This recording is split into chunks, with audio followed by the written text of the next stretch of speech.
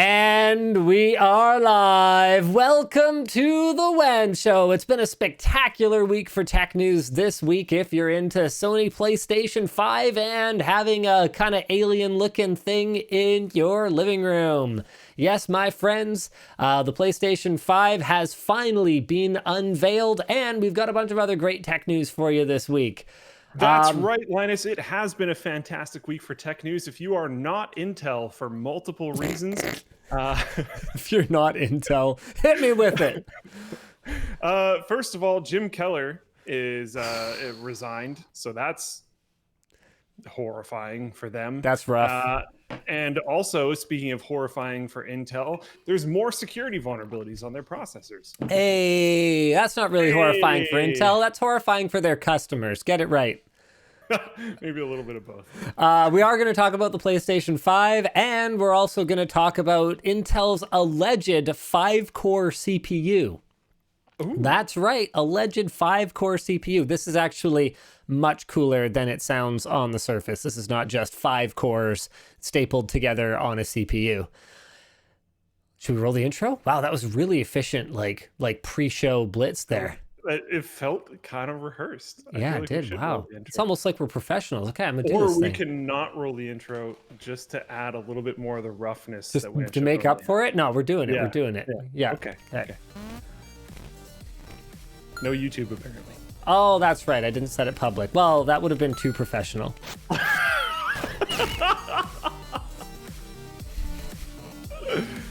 Oh, that's great.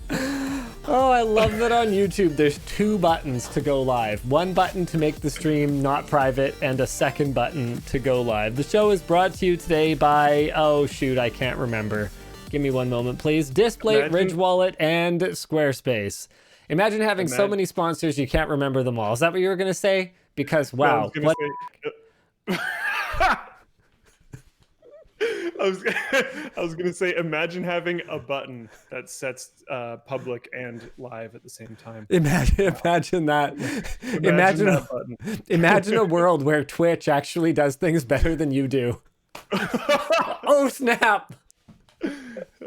Imagine a world where any form of like UI or almost any other update doesn't add clicks to the process of doing things. Imagine that. I can't imagine it. I just get so serious. I can't. It's too hard. All right. Why don't we jump right into our headline topic for the day? Yes. EA titles have returned to Steam. After 9 years of making their Origin storefront the only place to buy EA titles, this was posted by Andreas Lilja on the forum, EA games have finally returned to Steam. I didn't realize it was 9 years of Origin. 9 years of being stuck with Origin if you wanted to play an EA game. You know why I didn't realize? Because there weren't any EA games I wanted to play. Yep. But I was going to say, now you can support acidic publishers more easily through Steam. Origin. Hold on a second. I do actually have Origin on my computer. I'm a sign in. I even know my password. I got my password memorized. Have I told you the story about how I shared my Origin account with some Russian hacker dude for like years and just didn't care? What? Are you kidding me? No, my original Origin account got hacked by some person who put the language to Russian, and they played football manager games. Yeah. And they played it with my account. I have no idea why. They didn't seem to play any of the games that I had. They just played these football manager games, which I didn't buy. They either bought or got for free. And then every time that there was a game on Origin that I would want to play, I would just recover my account through my email. What is this? What are you moving around the screen? Origin. I just tried to open it, and it was like, well, that didn't go as planned. I'm just trying to show what games I have in Origin. It's like not working. That's actually amazing. Anyways, I wonder why I don't like Origin. Because it didn't go as planned. But I used to, I would, anytime I'd want to play a game, I would just recover my account through my email. He somehow was able to change my secret question my secret question was now in Russian, and the answer was who knows what. So he had my secret question. So when he wanted to play games again, he would just take the account back with the secret question. And then when I wanted to play games again, I would just take the account back with the email recovery. And we did this for a really long time. Why would you steal someone's account to play free games? I don't know. I have no idea. Maybe he wanted to play on North American servers or so. I don't know if there is that for Football Manager. Sure. I have no clue. Who knows? But it went on for a long time. And then one day, I noticed it seemed like he was like trying to change the email. Yeah. Like, no, that's too far. Yeah, step too far. Yeah. We had a system here, bro. And then I got him fully This is great. Out. Tom SK Sands is giving me some tech support here. He's offline. ... Clearly, I'm not very offline because I'm definitely streaming to you live.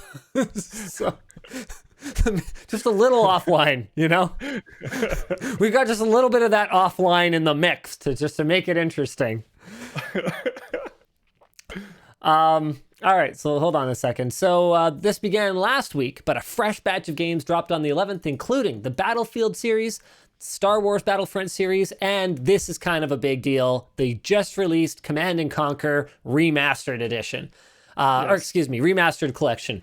I have not played the Remastered Collection, nor did I play the original Command & Conquer. So, but I did read one review of the Remastered Collection, and it was very positive. Look, just... If I'm going to run my mouth about something I know absolutely nothing about, I'm going to stay positive. That's all. It's going to be Sony. It's going to be, yeah. That's right. Okay, sorry. Look, I've got a brand to protect here. You know, if I'm going to go off the rails, it's going to be to trash on Tim Sweeney for no reason whatsoever. Yeah, exactly. Perfect. Now, many of the newer games still appear to have Origin as a dependency, but they use a light version of the client that seems to mostly handle DRM. This has been a sticking point for some reviewers, with many of the negative reviews mentioning Origin integration in Battlefield 5's store page. Linux gamers have noted that many older EA titles and the Command & Conquer Remastered Collection don't have Origin integration and run without non-Steam DRM, allowing them to play these titles hassle-free for the first time in almost a decade. Nice. EA's subscription service, EA Access, is also coming to Steam. So I guess... Interesting. Would you have imagined this when we first started? Like, imagine this when we first started WAN Show, which was like 7 years ago or whatever. EA being like the big boy, you know, the one that's like willing to come to the table and go non-exclusive with their stuff. No, I would not have imagined that. We have many times imagined a place where games platforms would go to a service model. We've been talking about this forever. Yep. And then we eventually saw Origin do it. We saw Ubisoft. We saw Microsoft do it with Xbox. Microsoft do it. Sony to a certain degree. Nintendo to a certain degree. It started proliferating. What I never expected was a gaming studio to go on a subscription model on someone else's platform. Yeah, that's very interesting. Do you think... I mean, I don't have these details. All I have is the information that's in our doc here, which is just that it's there. Do you think Valve was willing to negotiate? Do you think what we're seeing is the result of the decades of pressure that EA has put on Valve? Because obviously it benefits Valve to have all games on Steam.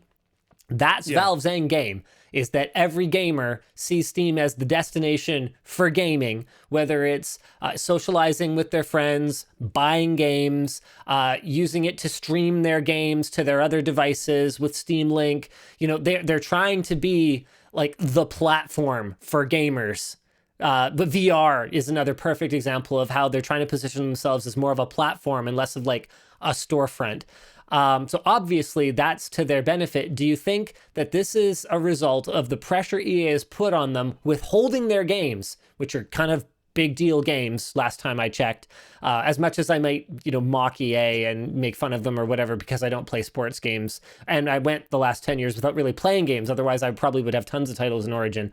And a result of pressure from the Epic Games Store where the commissions are much, much lower. Do you think that Valve has made an agreement with EA where their commissions are lower? If I had to guess out of nowhere, I would say probably yes. And the main reason for that would not actually be the Origin store. It would be the Epic Game Store. I think Epic Game Store has made a lot of splashes. And while there's a lot of very bad things about it, I think free games speak to a lot of people. Yeah, I mean, hey, free Civ 6 a couple weeks ago. Like free Civ 6. GTA 5. I didn't take it. These were not. I didn't take it because I'm not installing the Epic Games Store on my computer. But you know what it did do is it prompted me to buy Civ 6 on the LTT benchmarking account and then set up friend sharing between my account and the work account and play that game. It had an effect on me. I suspect most people didn't have that effect. I suspect most people took the free game. Most people probably didn't do it that way. That's an unusual approach. But taking like big time games that people are actually spending like serious money on and sending those out for free, not like relatively old indie games, which is kind of generally the angle.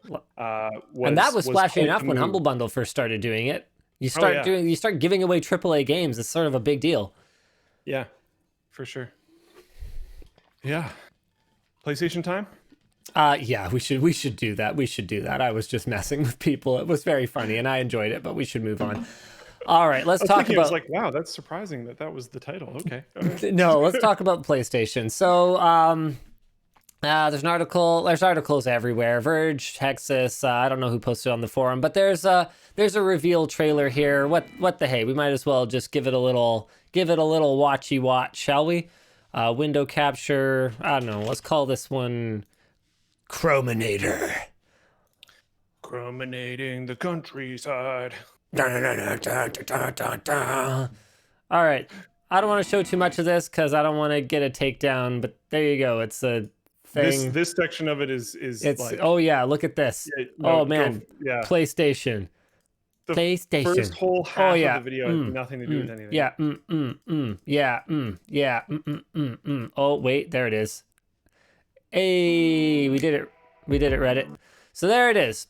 There's two versions of the PlayStation 5. We still don't have pricing. We've got the space age version. Hold on, let me find it. There we go. We got the space age version right here. Okay, it comes with a PlayStation 5 and a controller probably. There you go. That's the digital version. Then we've got the space station version plus ancient technology edition with a disc loader thing here so that you can take the data that's on that disc and you can put it onto your SSD and then you can throw it away because there's going to be a day one update that's like half the size of the game anyway. There's your tech tip, ladies and gentlemen. There's your tech tip.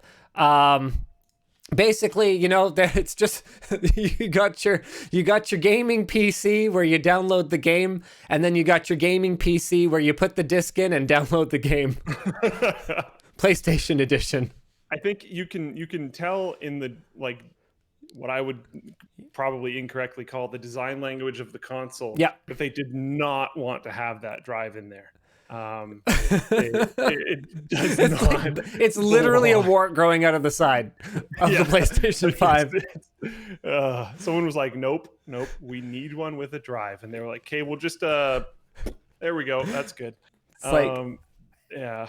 The thing is, and it's funny because you hear a lot of people talk about how discs are not going away because for a lot of people, especially people who are on low speed, like rural internet connections, they're the only way to get, 30, 40, 50 gigabytes of data loaded onto their console. But, more by the time you uncompress it, but like the initial compressed data, it's like the only way to get it onto their console.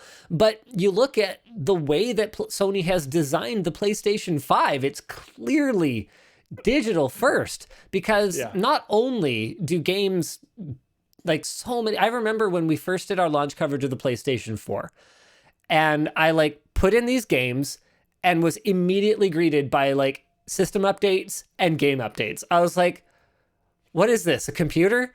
Because it really was so reminiscent of the computer gaming experience, like all these game patches and stuff. I was like, what?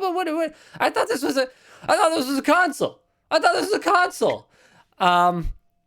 So not only that, but there's the fact now that because the PlayStation 5 is designed around streaming game assets right off of this high-speed SSD while you're gaming, you cannot design your game for the PlayStation 5 with the expectation that there is going to be a disc in the console. In fact, my understanding, and I would hate to say something ignorant about the PlayStation 5 again, that would be very, very bad. That would be a very bad time. But my understanding is that Sony has provided developers with guidance to say that they expect all the game's data to be loaded onto the SSD for when the player wants to play the game in order to maintain the proper PlayStation 5 gaming experience. I don't think games are going to run off the disc. So this is just a matter of like, do you want to have a physical DRM key, or do you want to be able to resell your games depending on how Sony handles digital rights management for digital games? Or do you want to have a digital DRM for your games? As far as I can tell. There's also, for that niche community of people, the ability to play movies off it. Do they? Very few people. Do they not have a USB Blu-ray already that they can use to rip their movies? Because they could do that, you know. Okay, in all seriousness, I get it. Some people actually do watch Blu-rays like that. One of the things that a lot of people. Okay, you know what? Before we go any further, I want to hear from you, Luke. I want to hear from you. Yeah. Give it a score out of 10 for looks. Tell me about it. Here, hold on. Let's get another angle here. Let's get another angle. Hold on. I got to give people the disc. The one without the disc, which is what I suspect most people are going to get anyways. I think it's why are you struggling so much? I'm going to give it like a 9. Come on. The reason a 9. Wow. The reason why, all right. Yeah. Because it's not so boring. Really? Yeah.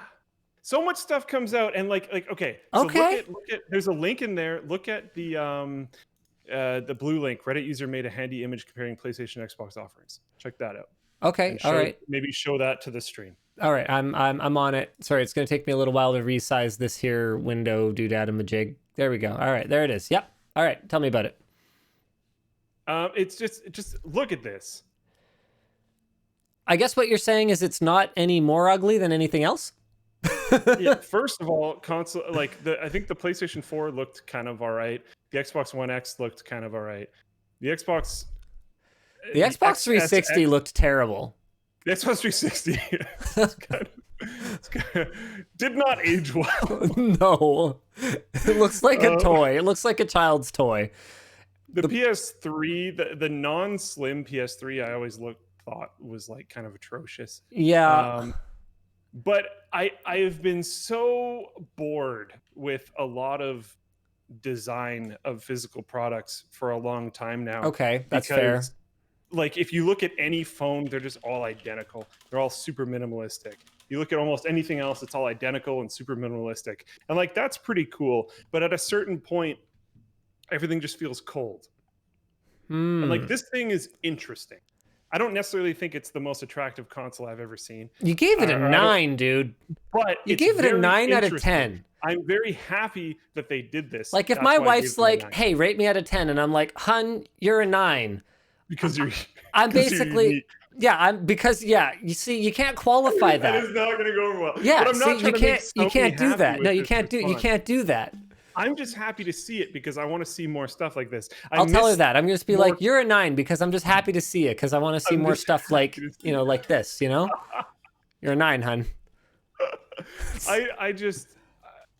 I appreciate it a lot, I think. I appreciate you. You're a 9 because I appreciate you. The same thing. It's different. I kind of like it because you're different from all the other girls that I wait. While it would have been probably more intelligent for them to go with an all black design. Yes. I appreciate that they didn't do that. All right. Because again, That's it's fair. more interesting. That's fair. It's not boring, and I actually like that so much. Okay, so here's my. So many things are boring. Like look at. Do you remember computer cases? Do you remember like the Antec 900? Yeah. How like wacky that computer case was. Yeah. Like there's some reasons why leaving that area was good, but I feel like we've been in this new era of everything's just a box with metal and glass on it. Yeah. For kind of too long, and it's a little tired. And I'm happy to see some of the like spark kind of come back. I guess, okay, so I've got two takes on this. One is, okay, first of all, I just want to jump in and say we do not need to go back to the era of the Thermaltake Zacer series. Yeah, okay, so it was too far then. I just feel like we've kind of gone too far now, where everything's the same, everything's metal and glass, and it's just kind of boring and tired. All right. And so I somewhere in the middle, I think is really good. Well, you didn't ask. Plan somewhere in there. You didn't ask, but I'm going to give you my take anyway. I actually like it too. I've been giving you a hard time, but I like it. I have always, and maybe part of this is that, you know, I grew up, you know, or like, you know, as a gamer, you know, feeling like Alienwares were pretty cool and were for gamers, you know, for gaming. I never bought an Alienware gaming machine because I learned to build my own and all that kind of stuff. But I remember there was this one Alienware case in particular. It was like an Aurora something Star Wars edition that I went as far as calling up Alienware to be like, look, I don't even care if it's like $1,000. I want to buy this thing. This is like so cool. There it is. So there were two-sided designs. There was an Empire one and a Rebel Alliance version. I wanted the Empire one because it looked way cooler. But you know, to me, Alienware and that like futuristic spaceship gamer look is not necessarily a terrible thing. And something to remember is that even though the gaming demographic is absolutely aging, like it used to be that when we were kids played video games. And now here we are 25 years later and adults play video games. And I think that a lot of adults now have this expectation that video game machines should look like they're made for adults. But newsflash, kids have a lot more hours to play video games by and large than adults do. And game consoles are still for kids. And you're also for adults. You're doing a fun thing. It doesn't need to be this like black box of destruction and death. Totally serious. With that said, the coolest. Okay. Go. With that said, my rating of 8 out of 10 is based on that I won't buy one or put it in my living room. Neither will I. So now I want your second rating. I want to know what you think of it if you actually have to make it fit in your console and look decent. It would actually fit perfectly fine in my setup. Your setup is tacky. My setup's not that bad. I haven't seen it, but you just told me a PlayStation 5 would fit in with it. So it's tacky. Because that is, I think, a lot of people's problem with it, is that this is a device... I have two levels of shelving. One of them has my receiver... You know what else you have is the technology of a webcam that you could pick up and show it to us with it. Not that easily. Oh, really? Oh, that's a bummer. Okay. Just because how the cables are all set up. Okay, don't worry about it. I'm razzing you anyway. But my point is just that I think for a lot of people, the problem is that, you know, they aren't still living at home in their basement. And when they look at a device like this and go, you know, I'm sorry, how is this meant to be integrated into my like home theater console where, for better or for worse, every other thing in it, we don't even have silver as an option anymore. Every other thing in it is a black box. You know, my AV receiver. Well, I realized, like, yes, yours probably isn't, but for a lot of people, most of their stuff is true. Yes. So unless the PlayStation 5 is like the centerpiece of your setup, it's kind of hard to make it fit in. I don't think it's tacky though. to have something that looks slightly different. I think that is oh, this is gonna get spicy. I think that's a like Watch out. boring old person opinion. Did you just okay boomer me? Yeah, a little bit. Did you just like okay boomer me? Because back in the day, what was the coolest looking console? Coolest looking, define back in the day, because you and I come from different days, sir. Not that. Give me a year. Give me a year. Nintendo 64. Nintendo 64 was the coolest console. The clear ones, the purple clear one. The problem, I was no. The problem is that I was 9. Literally purple too. Okay, so that's what? It's so cool. It is still cool. It is still cool now. People cool. do the clear mods on their Switches. It's cool. They do the purple ones because they're cool. You're right. It's cool, but it's cool to carry around in my backpack as a Nintendo Switch. Not cool to have in my like adult living room, having like adult house guests over that are like, oh, that's adorable. Is that your kid's Game Station 6000 or whatever? And I'm like, oh no, that's actually, Are they not going to play it? That's a $600 gaming machine that I like spent my last 3 paychecks on. Like, oh really? And look, I'm not the kind of person, as you know very well, that cares that much about image. Yeah. I'm just saying that I don't want to look at it. And if I don't want to look at it, people who come into my house probably don't want to look at it there either. I don't think it fits in. And the Nintendo 64, remember, comes from a different era of gaming. Like, okay, my only friend who had an N64, okay? Actually, I had 2 friends that had N64s. Both of them, the game console was not hooked up to the main TV in the living room. It was hooked up in like the basement or in their like family room on like the secondary crappy TV, because it was like the kids' TV for playing their silly games on while mom and dad were, watching boring news shows on their boring setup with their boring devices. Exactly, because I was 9. TV in their boring room. Exactly. Someone in chat said Lucas dissed you. Oh, what a jerk. Lucas. Yeah, I know, right? Yeah. I don't know. I definitely hear where you're coming from, but I feel like I hope this is the transition out of that to a certain degree, but not as far as we were at before. Now is a time of change. There are exciting things happening. Okay. I like that this console is here. Okay.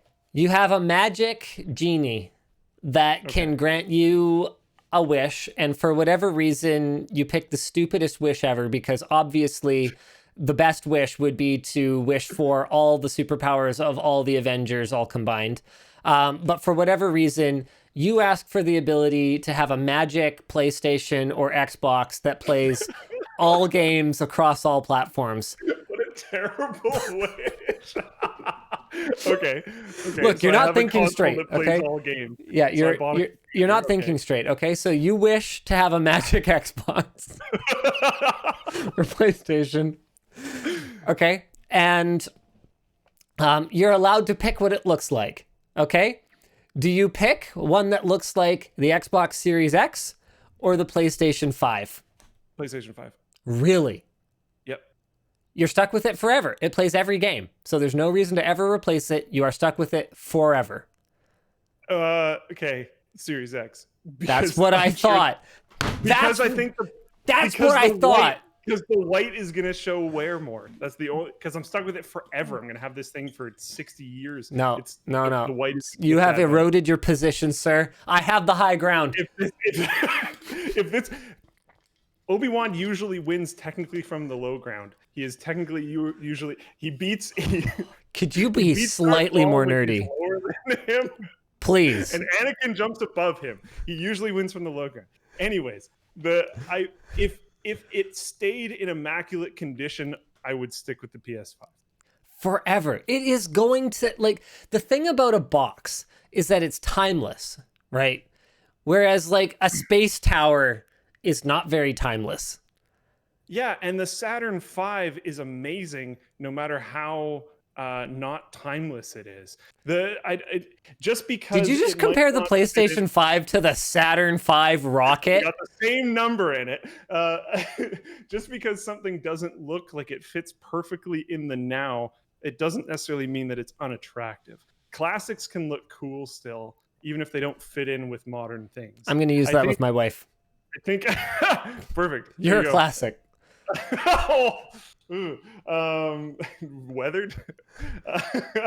Don't do that one. Trust me. Yeah. No, I'm not. I'm not. Is she throwing things at you yet? I just got yelled at. She's not a great throw, so she could be throwing things at him. She could just be missing. You can tell her I said that. Her aim is terrible. I've seen her try to throw stuff. It's bad. It's bad. Yeah, you hear that, Emma? Yeah, sup. It's okay. Sup, planty time. A very massive variety of other positive skills. What was I going to say? Where was I going with? Yeah, so I'm not concerned. I'm telling her you said that. Luke says you have other skills that make up for it. PlayStation 5, she has many other skills that make up for it. This PlayStation 5 that I have that still looks like a PlayStation 5 in 60 years. Someone comes to my house and goes, "Why do you have that weird, like, alien tower looking fin driven thing on a TV for some reason, because it's 60 years from now and we're not using TVs for games anymore." It starts a conversation. I don't know. I don't necessarily think that it not looking like a not looking like a boring black box that has no real detail except for holes and a single logo and some fins at the top is a bad thing. I'm not, and like, to be clear, the Xbox Series X is totally fine. Sure. It's just unoffensive and kind of boring. That's fair. I see nothing against it. If I bought in someone's house, it would probably fit very well with their setup. It would look great. It's like Microsoft learned absolutely nothing from the last generation of trying to be like, you know, we work for everything. This is the console that does all of the stuff. Yeah, whereas Sony's just like, it's for gaming. Yeah, and I think that approach and that identity is captured in the designs of the new consoles. I think that's fair to say. I think that's very fair to say. And I think that also is slightly mirrored in that, as far as I know, I could definitely be wrong here. As far as I know, the Xbox Series X always comes with a disk drive. I don't know. I do think so. I do think it does come with one. Oh wait, no. No, I thought they have a streaming only edition. I haven't been paying nearly as much attention to Xbox stuff because it's been kind of slow for a bit. Yeah, it does. I don't know what the does. Blah blah blah blah blah blah. That's a far move. Landscape that normally seems likely. Yeah, okay. I don't think it's been actually confirmed, strictly speaking, but it wouldn't surprise me at all. Do you want to speculate on pricing? So I said $600 earlier, guys. I was just throwing a number out there. Canadian USD, $600 probably. I don't know. Canadian would be like 450 USD. So I was just throwing a random number out there. What are your expectations? Last time around, if I recall correctly, it was 400 US for the PS4, and then it was 500 for Xbox One, but it came with a Kinect. Does that ring a bell? Does that sound about right? I think so. This is off the top of my head, guys. Don't quote me. Don't quote me on that. I think the One X, when it launched, cost $500. But I think the Xbox One had dropped in price by the time the One X came around. Yeah, but that was like the new console of the time, sort of. Right? Okay. And it cost $500. All right. So hit me with it. How much does a PlayStation 5 cost?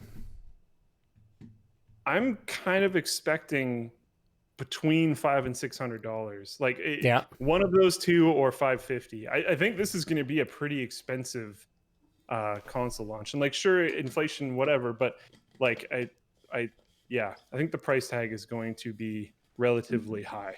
I think the Blu-ray one is $600. I think that people are going to be. I think that what happens is when you start building gaming consoles that are basically PCs, is you start to get closer to PC-like pricing. And Sony has absolutely done a lot of work here with their custom chip, working with AMD, timing it just right. So they're taking advantage of a brand new graphics architecture right at the time that they're launching. They've definitely hit, man, the timing is so perfect to line up with AMD's current Zen 2 architecture. Like Zen 3 is probably going to be better, but not in the same way that Zen 2 was better than Zen 1 and Zen Plus. Like these are very, very capable CPU cores. AMD is firing on all cylinders in terms of delivering CPUs that have fantastic value. Like the timing of this thing, for it to be as timeless as possible, is outstanding. But this is still PC grade silicon with PC grade silicon yields. These are graphics cores. These RDNA 2 graphics cores that AMD is not even shipping yet. These are like fresh out of the foundry. I would expect the yields are not amazing at this point in time. I'm expecting $600, and I'm gonna go out there and I'm gonna make a guess here, and I'm gonna say that the all digital one is gonna save you. Man, part of me is tempted to say $50, but what I also kind of wonder is if Sony can be making up some of that margin on the back end, knowing that they're going to get digital rather than physical purchases where they have to bake in retailer margin. Ooh, now that's an interesting thought. What if the all digital version was like way cheaper? Like we're not just talking the cost of an optical drive, $40, $50, $60 or whatever. We're talking like they go, okay, we want everybody buying this all digital version. Let's make it like $200 cheaper, like $150 cheaper. Do you think they could do like $600, $449? I don't think they'll do that. You don't think so? What's the average number of games? Sorry? What's the average number of games someone buys? Because if, let's say, retailer margin is somewhere in the neighborhood of like 10 to 20%, so that's $6, $12. So if they could count on people to buy what? 6 games, maybe? Remember, guys, not everybody has a massive game collection. Like thinking back to when we were actually kids and like didn't have a lot of money, I had like 4 games for my SNES. That was it. And like you would rent other games. I guess renting's like not really an option anymore. The PlayStation 4 has an attach rate of 9.6 games per console. 9.6 games. Okay, so let's say they can assume 10 then. Let's say they try to assume 10. So that would be maybe another $100. So okay, that's probably a safe bet. But then if they save some cost on the Blu-ray drive, maybe they could do it $150 cheaper, $450 for an all digital version. Everyone's saying $100 max in the chat. You know what? So I'm gonna do it. I'm gonna do it. I'm gonna formalize it. I'm gonna say I think it's gonna be $150 cheaper. I think they're gonna count on that all digital purchases margin. I think they're gonna count on more than just the 10 AAA games. I think they're gonna figure out ways to sell more digitally to PlayStation 5 owners. I think they're going to count on attach of things like they did their own headset now. I'm counting on it. I'm saying it. 150 cheaper. What's your bet, Luke? Remember, this is the WAN show. We can never take back these words unless we like really eat them. Yeah. Really eat them hard. Let me tell you, Crow is not great. If it is 150, I wouldn't be like flabbergasted, but I don't think it's going to be 150. I would vote against that. Okay. You think it's going to be less? Probably go with like $100. You're going with 100. You're going with the safe bet. Safe bet, Lafreniere. Safe bet, Lucas. I go with the safe bet after. I'm like, no, you need the different console. But yeah, I think probably about $100 delta, or I think they might do something weird and do like 70. No, you can't do that. Like rule, I don't even know why it matters, but I had this beat into me when I was working retail, like pricing, like tweener. That's what we'd call it. We call it a tweener price or a tweener SKU.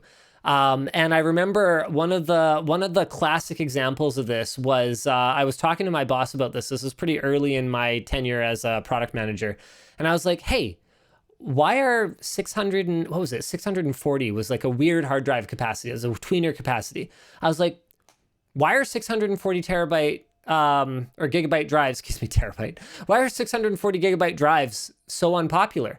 They're the best cost per gig out of everything that we carry." And my boss is just like, yeah, you know what? I honestly couldn't really explain it to you. That's what I would buy for myself at home. But 500 gig and 1 terabyte outsell it 6-1, both of them on either side, even though they are a worse value per gig than 640. And he's just like, yeah, they just don't sell. That's why you have like good, better, best, because you have good so that the people who are going to have to buy the lowest end one don't feel like they're missing out on so much because the next one up is not that much better. And you have best because by the time you spend this much, you might as well spend that much.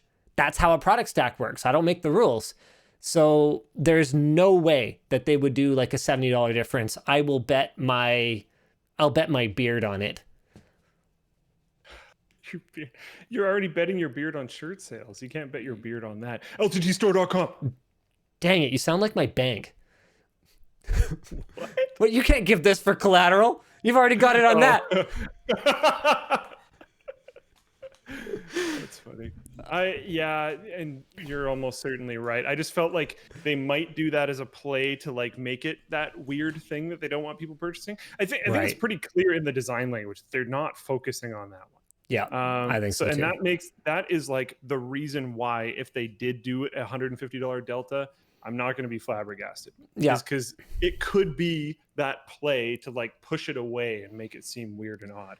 I think PlayStation has also positioned themselves over the last 2 years to be very much like we're for the gamers, and the gamer argument of like this download is huge, dude, and like my parents don't want to pay for like this bandwidth because bandwidth caps are still a thing. I know, right?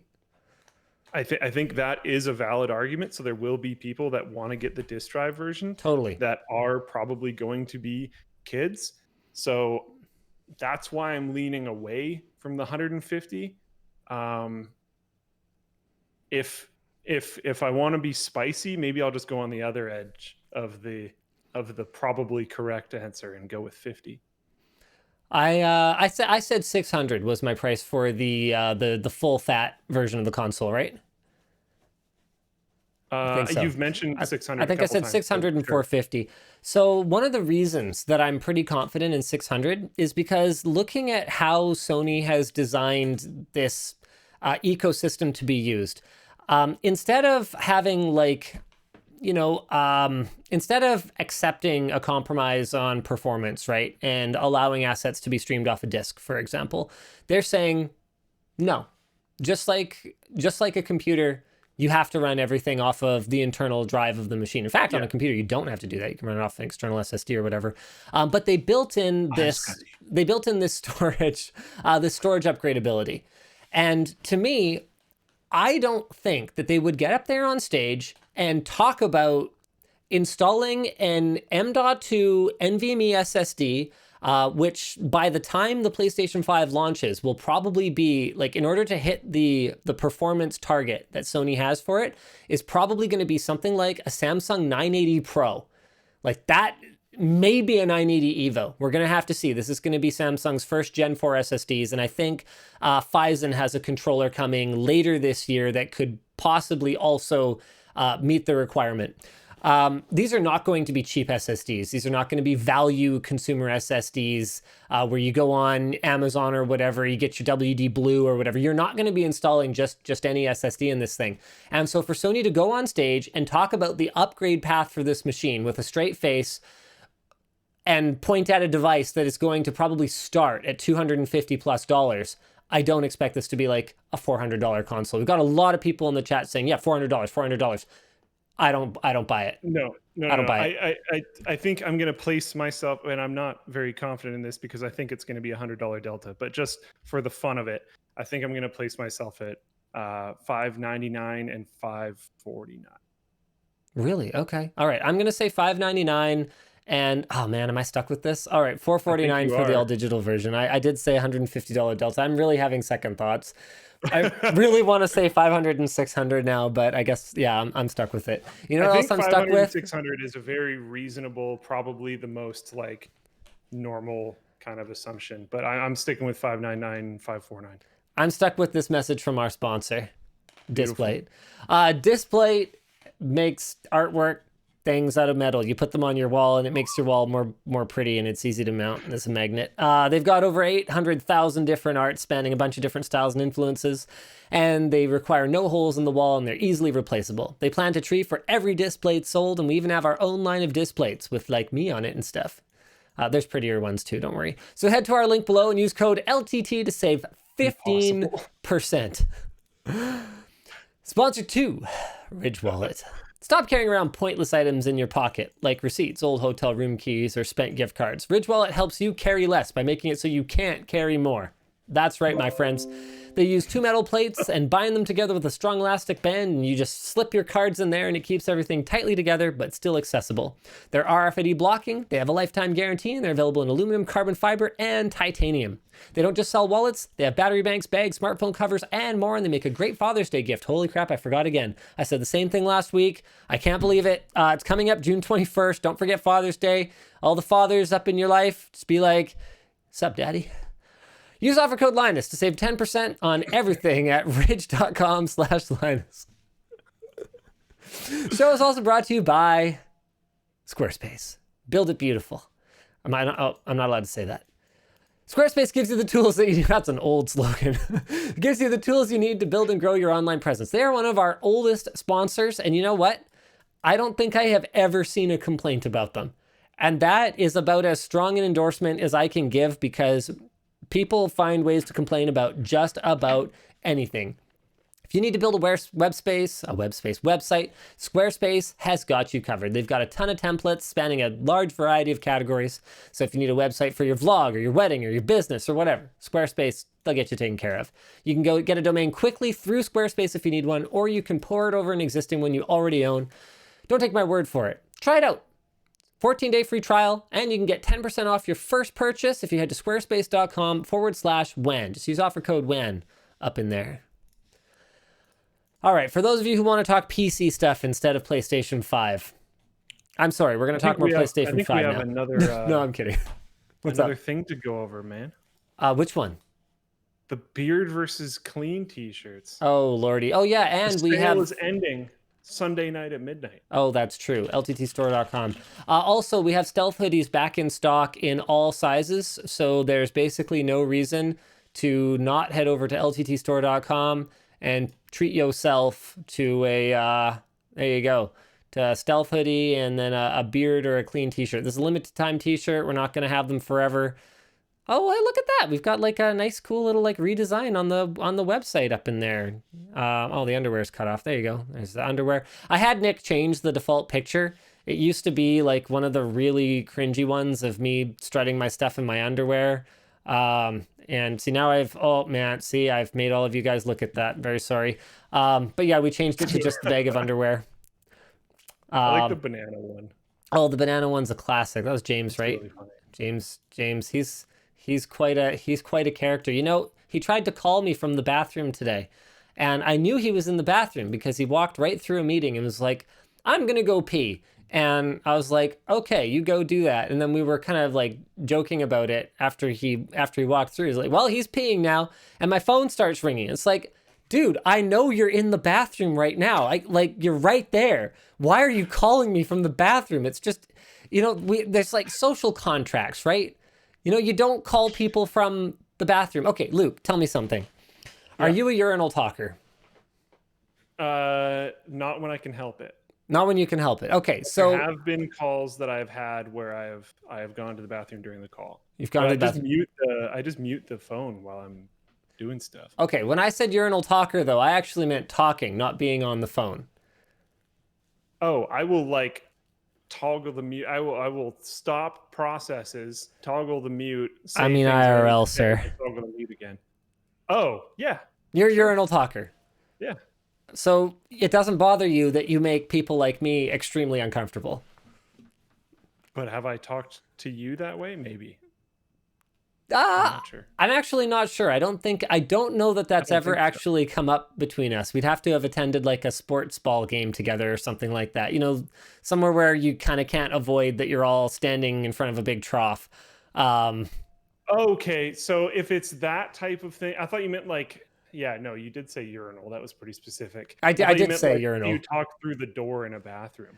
But yeah, okay, urinal. Like if you're at something like that, Yeah. usually the tendency is to talk at all times except when you are at the urinal. Then you like pause, do your thing, and then you can talk again. Okay, so you're not a Like while you're urinal washing talker your then. hands or whatever. Yeah, I would do so, but I do not do so by default. So like if someone talks to me, I then see. I'll talk back. Then But you're like, okay with it. Yeah. Okay. All right. See, I never initiate. I will respond to people, but I'll usually go like one word answer mode. Like, Yeah. as far as I'm concerned, when you've got your junk in your hand, you don't need to be having a conversation. And it just, it makes me very uncomfortable. So guys, for all of you out there watching at home, if you ever happen to pull up next to me in a urinal, okay, Ask for a wait till signature. we're at the sink. That's the rule. That's the rule. And I wish that this advice was like, meaningless and it would never come up. But I have actually been approached in bathrooms before. And it's like, I think there's been a lot of things recently that I think we as humanity have been like, oh, that wasn't obvious. So, and maybe this is one of them. Yeah, if I'm in a bathroom, the best thing is actually not the sink. Actually, you know what? There just isn't a right way, because I've had people wait for me outside the bathroom, and that's really weird too. It's all weird. It's all weird. When there's a bathroom involved, it's just not great. All right, let's go ahead. I've had someone at PAX ask for my signature in the bathroom. Oh yeah. I didn't really care that much because I wasn't using, like, I had just finished washing my hands. I was like, yeah, whatever. The times when it makes me most uncomfortable. I got them to come outside with me. So I had one guy try to take a picture with me in a bathroom. I was like, hey, he's like, starts taking out his phone. I'm like, hey, we should probably go outside of the bathroom. And he's like, oh yeah. So that was a funny one. And the times that it makes me really put off is when I'm like with my kid. So I'm helping my kids go to the bathroom. Yeah. And I'm like helping them wash their hands at the sink or whatever. And someone walks up and is like, hey, yeah, I'd love to, can I get a picture? I'm like, it ain't a great time right now. I try not to be rude, because the last thing you want as like an internet personality or whatever, internet famous, last thing you want is some thread on Reddit about, what a jackass you are because you didn't have the decency to stop for 30 seconds out of your life to take a picture with someone. You don't want that. And honestly, I like it. I consider it a perk, not an obligation, that people even want to take a picture with me. I'm still tickled by it. I think it's hilarious that, like, for whatever reason, my job as a tech nerd makes people want an autograph. I'm like, awesome. I must have the coolest job in the world. Just not in the bathroom, Yeah, and like the thing is, they almost certainly don't mean any harm. No. Their brain just like, I don't think they do. And they're like, oh my goodness, I have finally seen or met or whatever this person. I have this one opportunity, and it just turns off little bits of logic. Mom spaghetti. Sometimes you need to just be like, hey, just chill for a sec. Yeah. And usually it's usually a pretty positive response. Okay, this is a great message in the YouTube chat. Vexorian says, $480 super chat. You do realize you could get laid with that amount. We should probably respond to the $480 super chat. I did not see that. Give me one moment, please. John Morton says, for duplicate LTT store order. I have no idea what you're talking about, John. Maybe he got 2 times the stuff that he ordered. Who places a $480 order on LTT store? A Chad. A solid Chad. A solid Chad. Just straight Chad. Yeah. See, what you didn't realize, Vexorian, is that John Morton doesn't need to get paid. No, doesn't need to pay to get laid. See, that's what's up. Because this guy, press your button. Because this guy sucks. There you go. Yeah, that's what's up. Has our show gotten a little bit more off the rails? I think Are we losing our? Are we losing our... Do we jump the shark, Luke? Oh no! All right. Okay. Why don't we? Can we blow through a couple more tech topics here? Let's do it. Okay. This is really important. Okay. Can you be serious for like 3 seconds, Luke? Got it. Jim Keller, Senior Vice President of Silicon Engineering. No, I was serious. This is serious. Resigns from Intel. Original source here is AnonTech, the one and only Dr. Cuttress.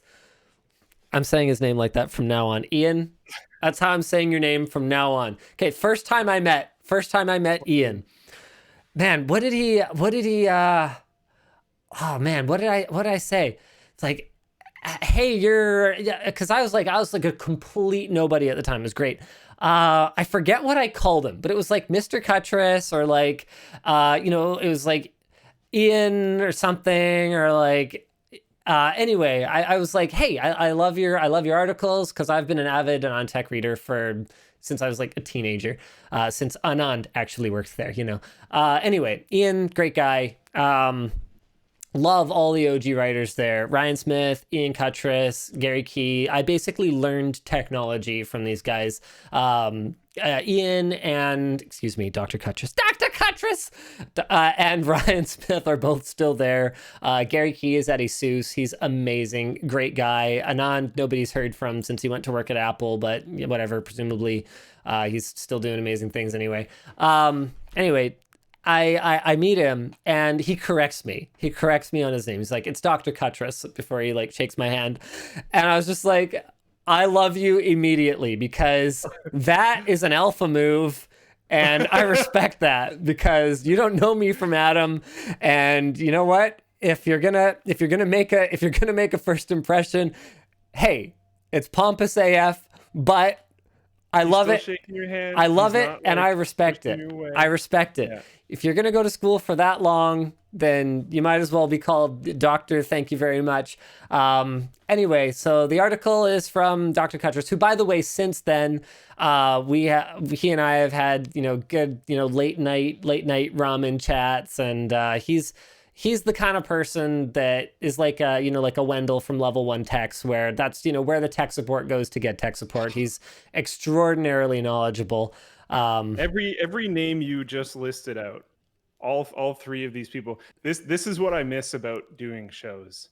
Oh yeah, because these are the kinds of people. The late night ramen chat, and like going to shows and being able to hang out with other tech creators, but like it's like Wendell.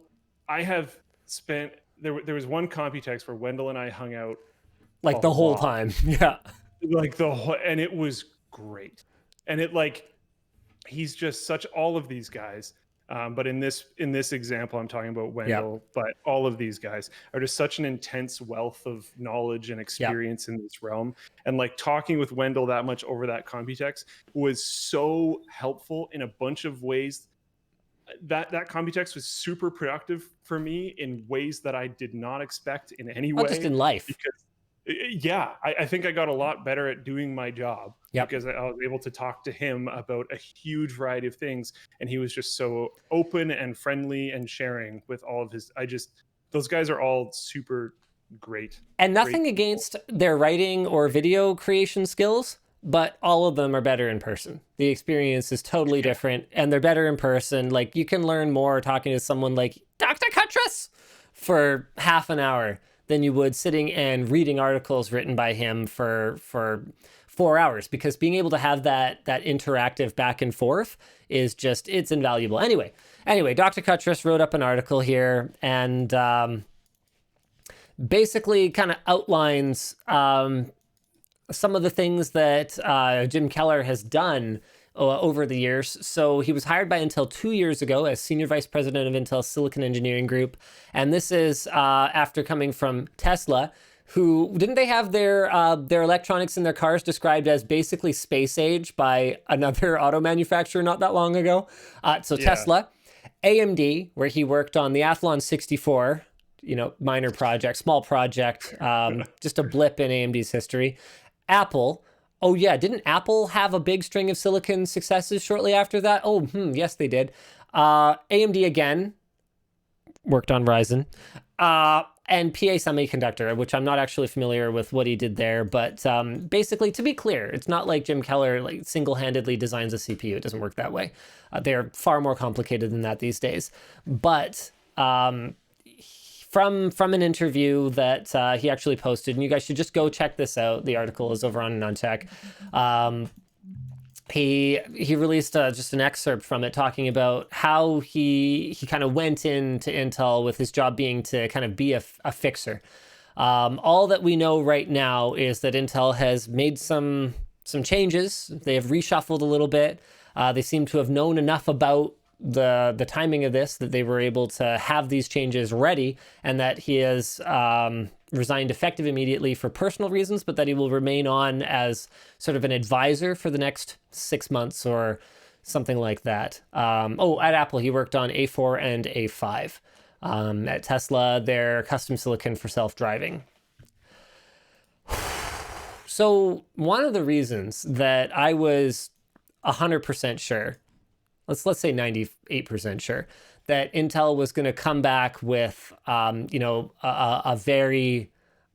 a big hammer in response to AMD's Ryzenness,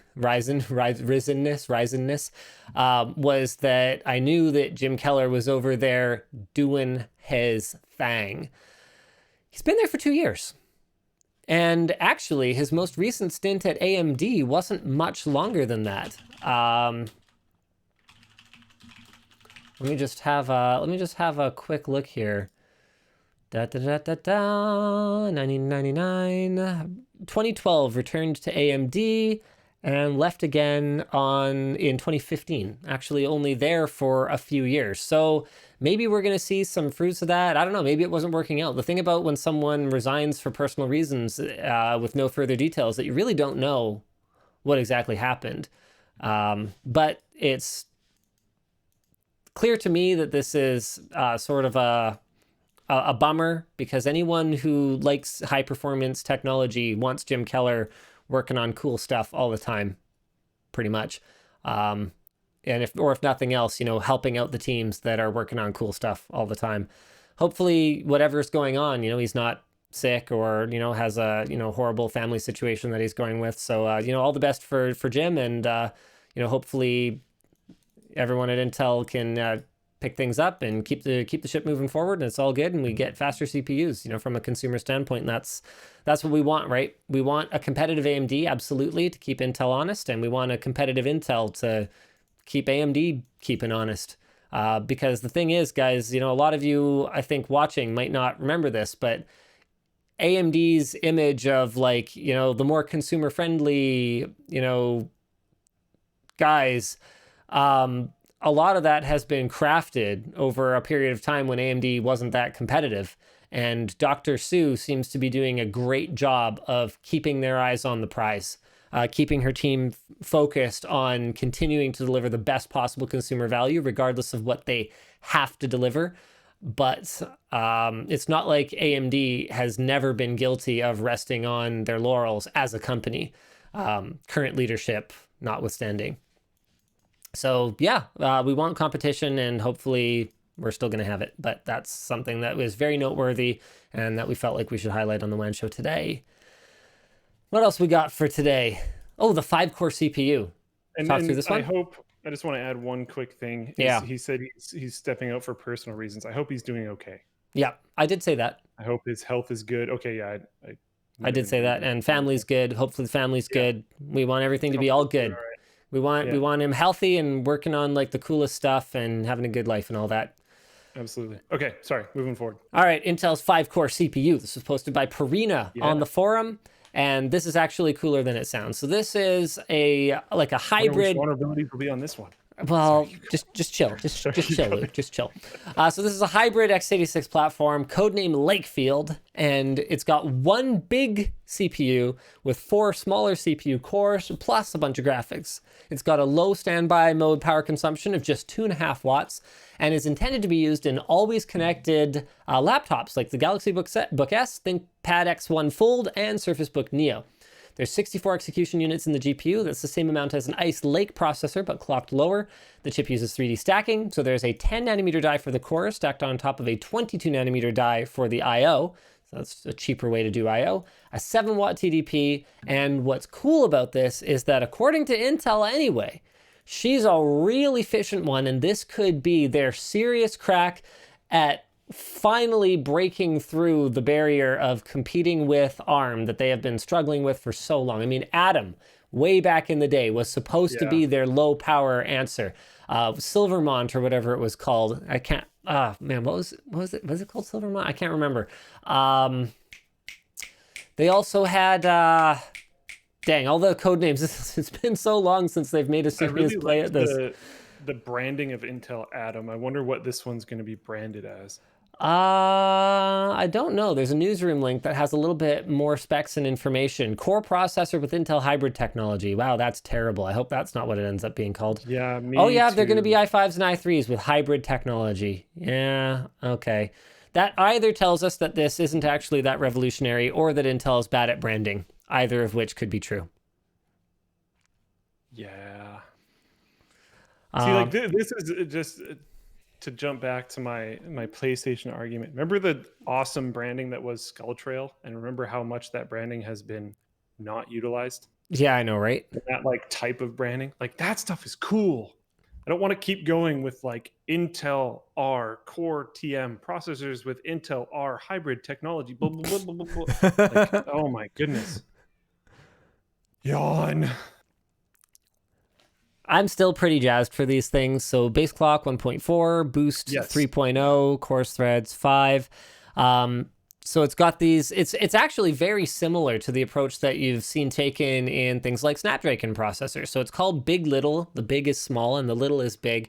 And the idea is that you've got a mixture of lighter cores that can handle just like background nonsense tasks while you want to save power, and then higher performance cores that kick into overdrive when you want to run a game or whatever the case may be.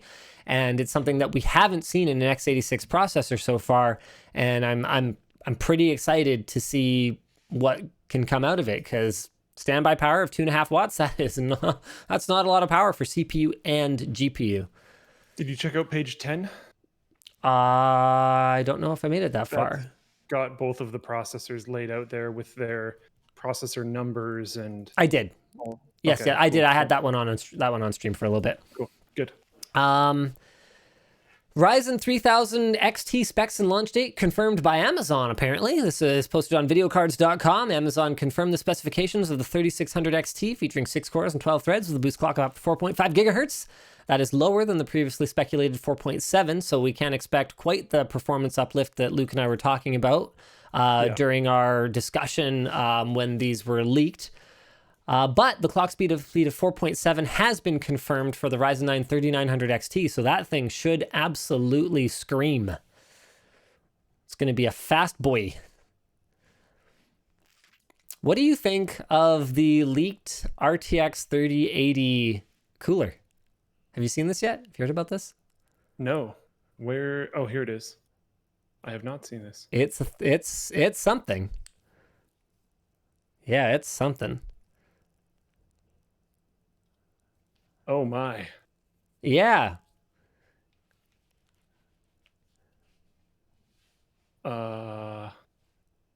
Yeah. Remember how I was talking about, but we don't need to go too far? Yeah, I do. Well, I'm not super into it. You also don't see this part of the card. So like, yeah.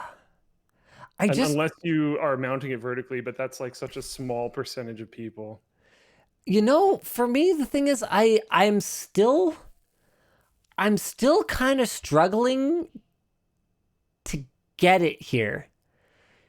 So the PCB is on this side. I'm just like my spatial manipulation that I'm trying to do in my head here. So our PCI Express slot is over on the back side here, or is it in the middle? I was on the left. Well, the IO's on the right for this top card. Yeah. And then the IO's on the left for this one. And then I guess this part right here is this part right here. No, this part right here is on the top. Yeah. Okay, so that's this part right here. So like, what is the shape of this PCB? Like, look at this. Also, yeah, here it is. This card around, yeah, they don't end up in the same orientation. Yeah, right?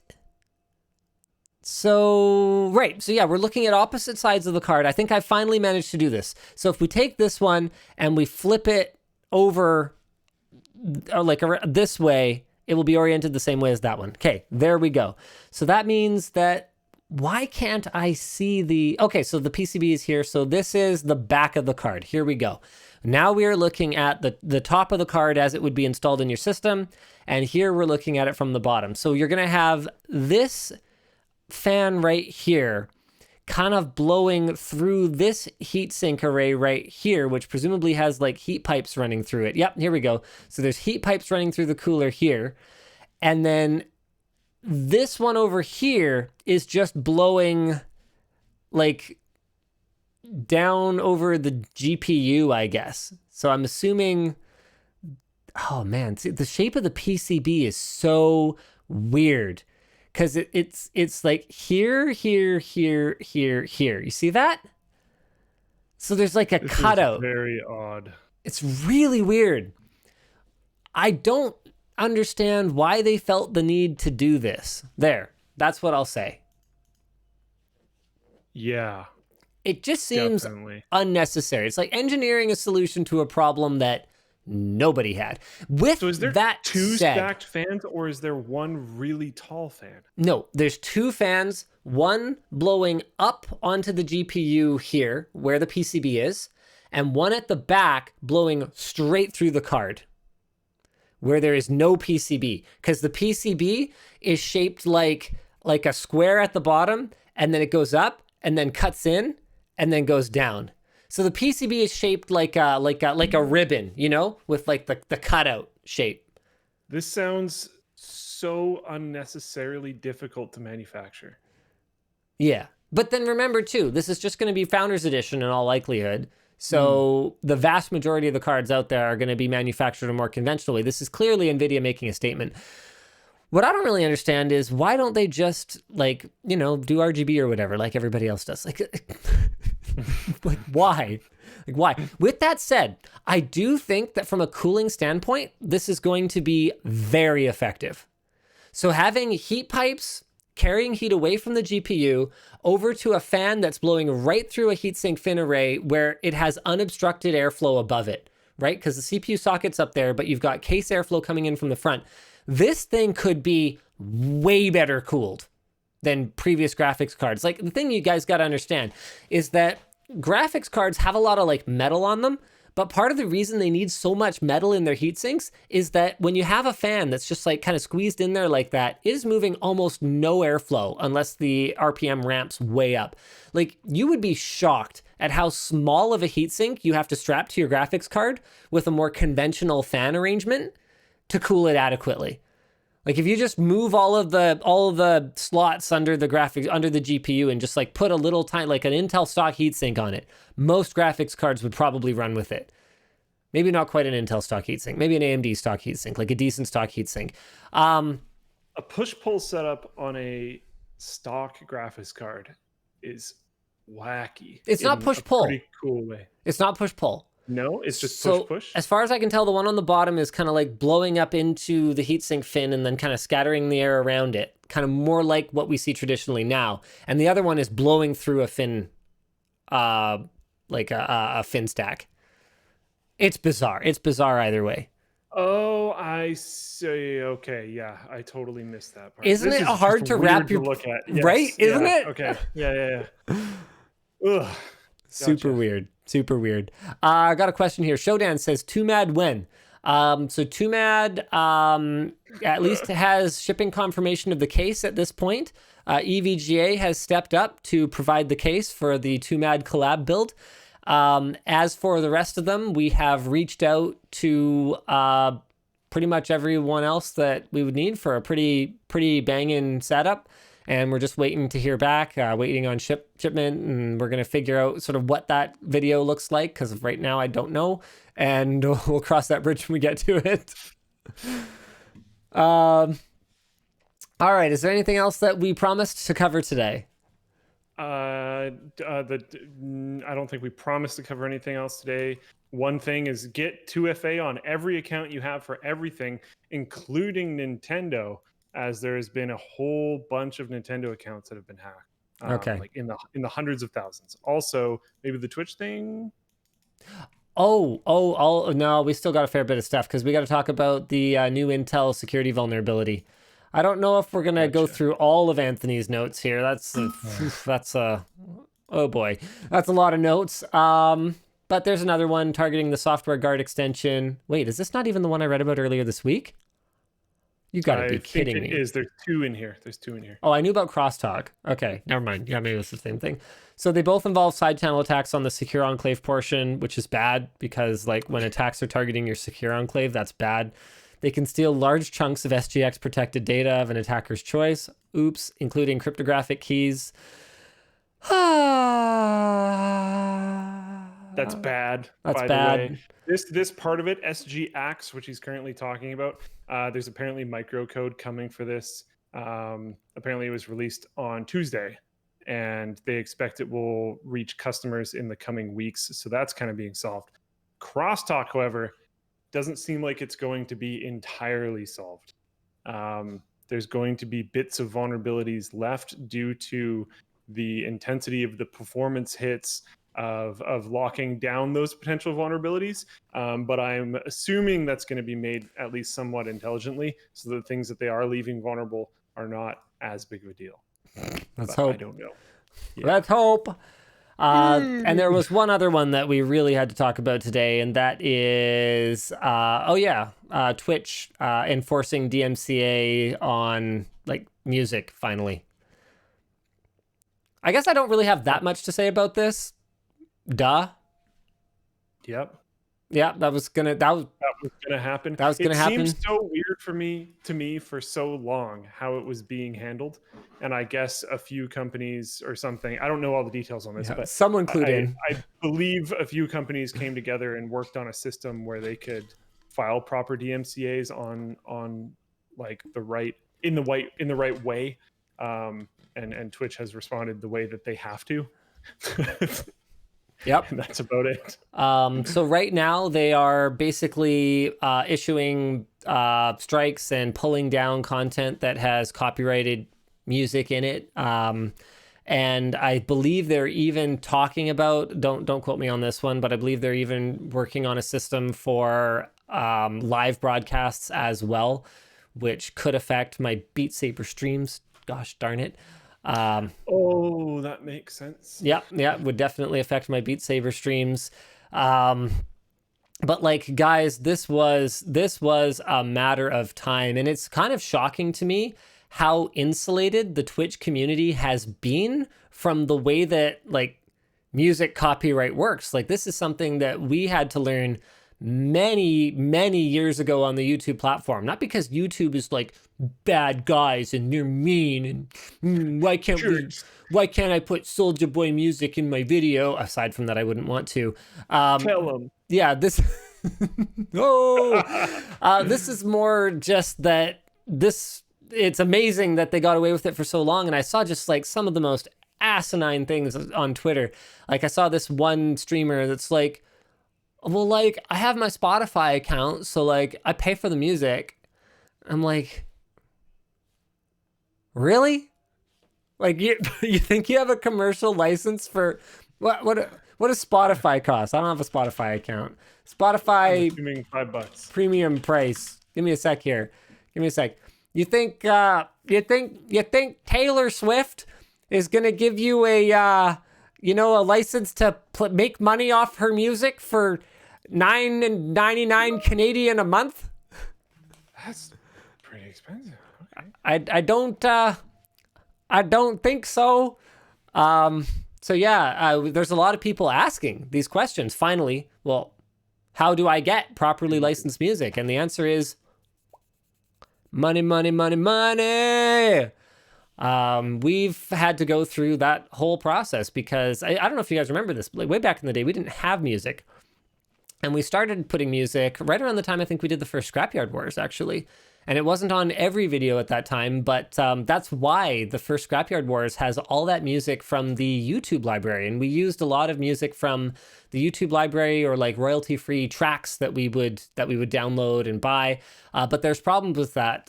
Some of the problems are that there was an incident where we used a YouTube library song where the performance was royalty-free and like free to use, but the sheet music was copyrighted in like Germany or some crap.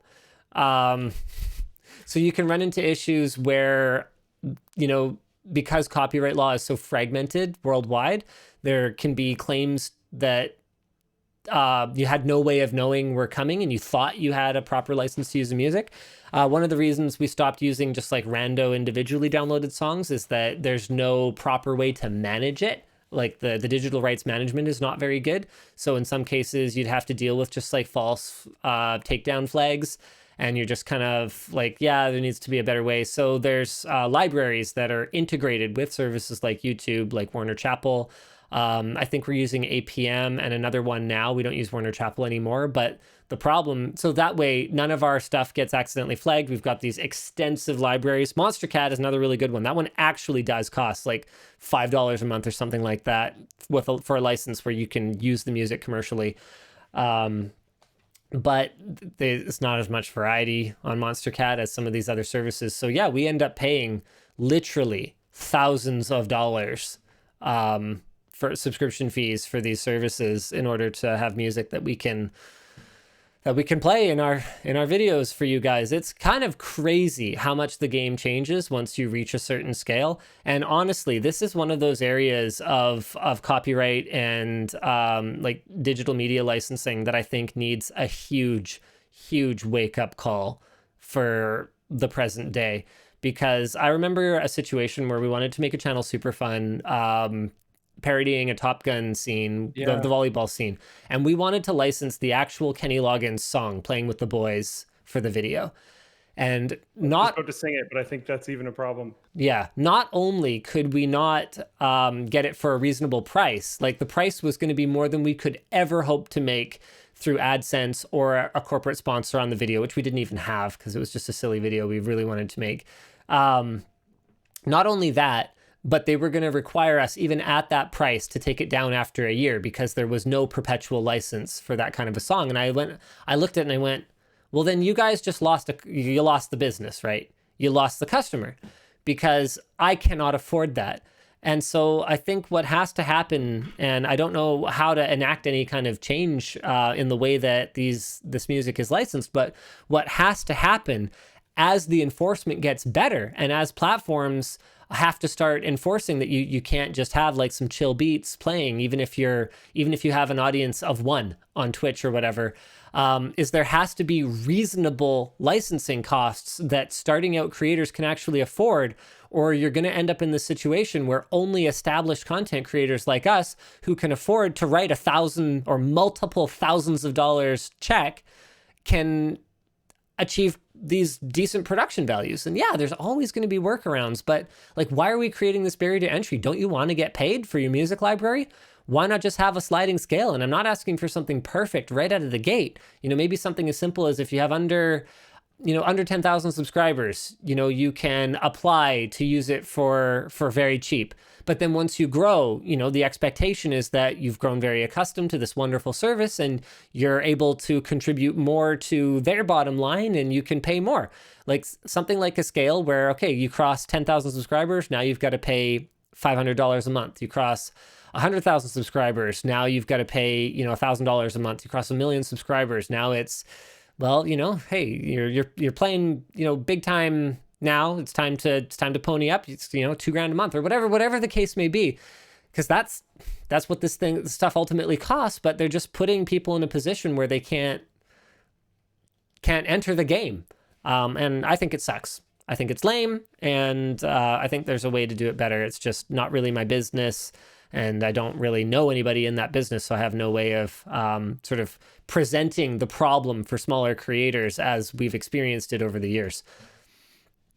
Like, I have no problem with the amount that we pay for it now. I think it's, for the service that we get, because it's not just the music, it's the way that the music is cataloged, the way that you can search for it. You can kind of go, yeah, I want this, but not this. I want something like this. And you can find things like that. Like, it's a valuable service. It's just a lot of people can't afford it. And I think people should be able to afford it. That's all. Yeah. Thanks, Luke. That was a good contribution. Speaking of afford it, if we keep doing the WAN show, I might have to urinal talk for my part of the hosting. Oh lordy. Okay, let's get through a couple super chats then. Robert says, can't watch again, but Rift S finally came in. Looking forward to the VOD in VR. Yeah, I wouldn't watch the WAN show in VR. It's a long time to sit in VR and like not do anything. Dieter says, you two are turning into Bob and Doug McKenzie. Need some toques. I don't even know who those people are. What? Wait, hold on. Is that from the Rick Moranis movie? Uh-oh. I don't think so, unless I'm remembering it wrong. Pair of, yeah, or not movies, sorry. Yeah, it's Rick Moranis and who? Wait, is this from Strange Brew?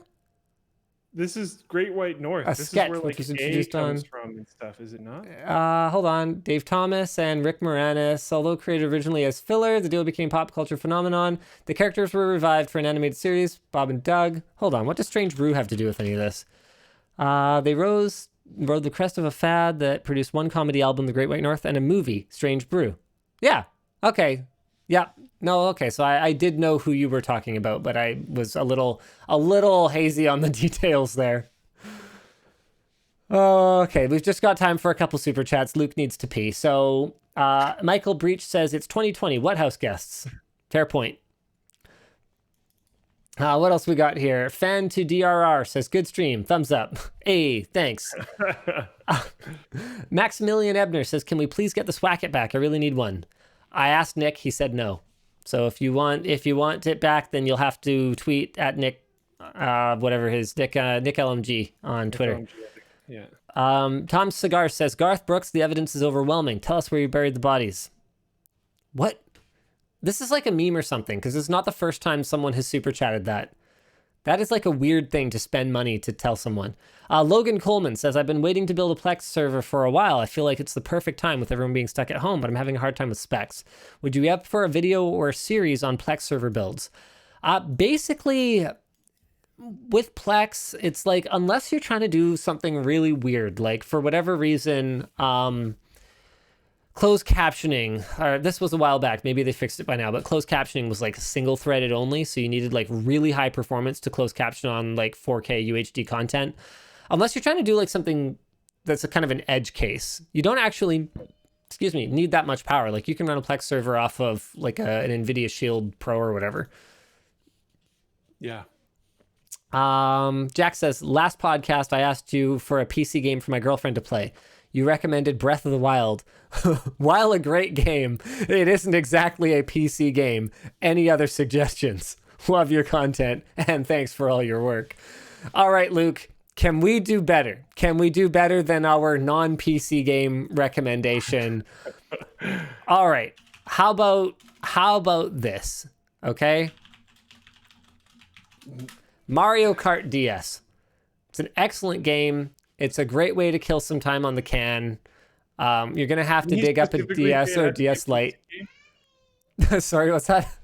Didn't he specifically say it had to be a PC game? Yeah. I mean, well, that's what I did last time too. I specifically gave him a console game.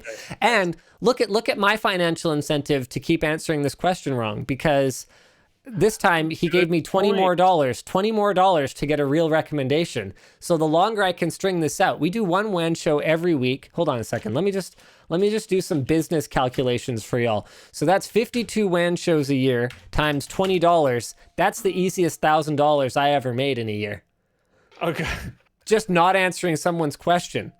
So Luke, you can question my answer, but you can't question my business acumen.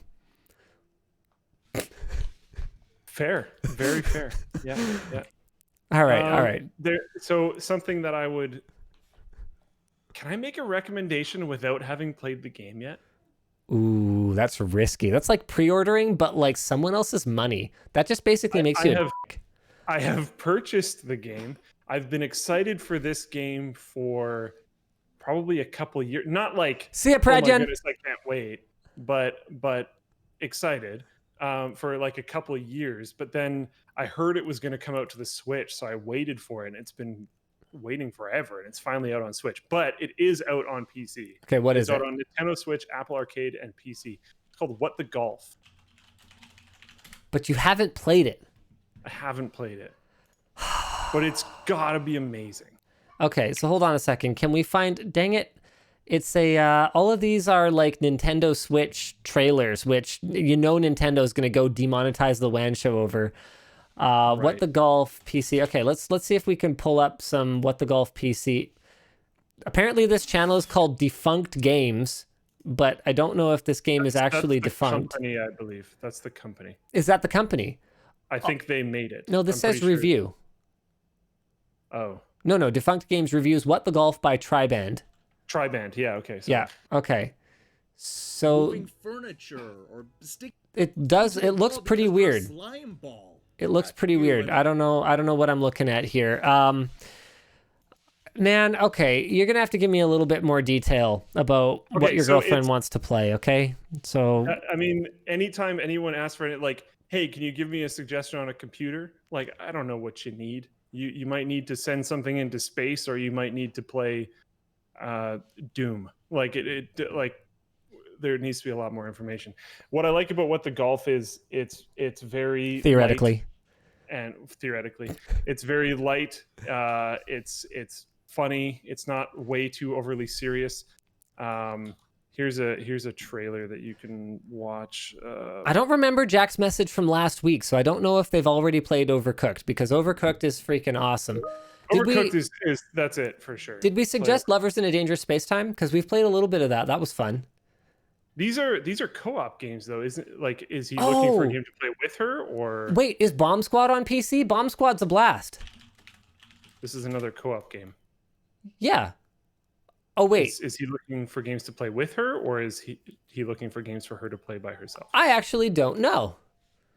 See, this is information that would be helpful. This is the problem. This is the problem. All right, Jack. Check out that trailer. All right, and a game that I really like that people are giving me such a hard time for not bringing up is Crosscode. I love Crosscode. It's great. It's like I don't know if it's for new gamers though. I would highly not suggest that. She needs a game for someone new to games. Okay, she'll play What the Golf, but is holding Luke accountable if it isn't amazing. There you go. All right, there you go, Luke. You painted yourself into that corner. And you're going to have to make an apology video, probably. You know what? Okay. All right. And that's it. The first video I put on my YouTube channel in 5 years or something. Thank you for tuning into the WAN show, ladies and gentlemen. Hope you guys enjoyed it. We will see you again next week. Same bad time, same bad channel for more shenanigans. Bye. I was waiting for you to say bye. I needed you to say bye. It's so hot. I am just drenched. I need to open the door 1 sec.